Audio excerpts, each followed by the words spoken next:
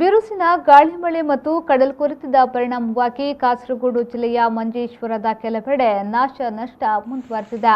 ಮಂಜೇಶ್ವರ ತಾಲೂಕಿನಲ್ಲಿ 2 ಮನೆಗಳು ಪೂರ್ಣ ರೂಪದಲ್ಲಿ, 4 ಮನೆಗಳು ಭಾಗಶಃ ಹಾನಿಗೊಳಗಾಗಿವೆ.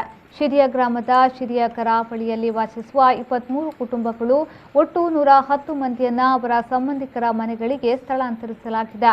ಮಂಜೇಶ್ವರದ ಕೀರ್ತೀಶ್ವರದಲ್ಲಿ ಮನೆಯೊಂದು ಕುಸಿದು ಬಿದ್ದು ಮನೆ ಮಾಲೀಕ ಸಂಶುದ್ದೀನ್ ಹಾಗೂ ಕುಟುಂಬ ಯಾವುದೇ ಗಾಯಗಳಿಲ್ಲದೆ ಅದೃಷ್ಟ ರೀತಿಯಲ್ಲಿ ಪಾರಾಗಿದ್ದಾರೆ. ಮನೆಯೊಳಗಡೆ ಮಕ್ಕಳು ಸೇರಿದಂತೆ 5 ಇದ್ದರೆಂದು ಹೇಳಲಾಗಿದೆ. ಮಂಜೇಶ್ವರ ಸೆಕ್ಷನ್ ವ್ಯಾಪ್ತಿಯಲ್ಲಿ ಶನಿವಾರ ಬೆಳಗ್ಗೆ ಕಡಿತಗೊಂಡ ವಿದ್ಯುತ್ ಸಂಪರ್ಕವನ್ನು ಬಹುತೇಕ ಕಡೆಗಳಲ್ಲಿ ಮಧ್ಯಾಹ್ನದ ವೇಳೆಗೆ ಮರುಸ್ಥಾಪಿಸಲಾಗಿದೆ.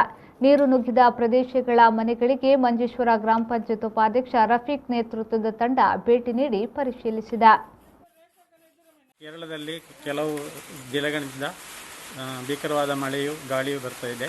ಅದೇ ಈ ಕೀರ್ತೀಶ್ವರ ದೇವಸ್ಥಾನದ ಹತ್ತಿರ ಇರುವ ನೂರುದ್ದೀನ್ ಹಾಜಿ ಅವರ ಮನೆಯ ಒಂದು ಭಾಗ ಇವತ್ತು ಮಧ್ಯಾಹ್ನ ಮಳೆಯ ಜೋರಾಗಿ ಬಂದ ಮಳೆಯಿಂದ ಹಾಗೆ ಒಂದು ಭಾಗ ಜರಿದು ಬಿದ್ದಿರುತ್ತದೆ.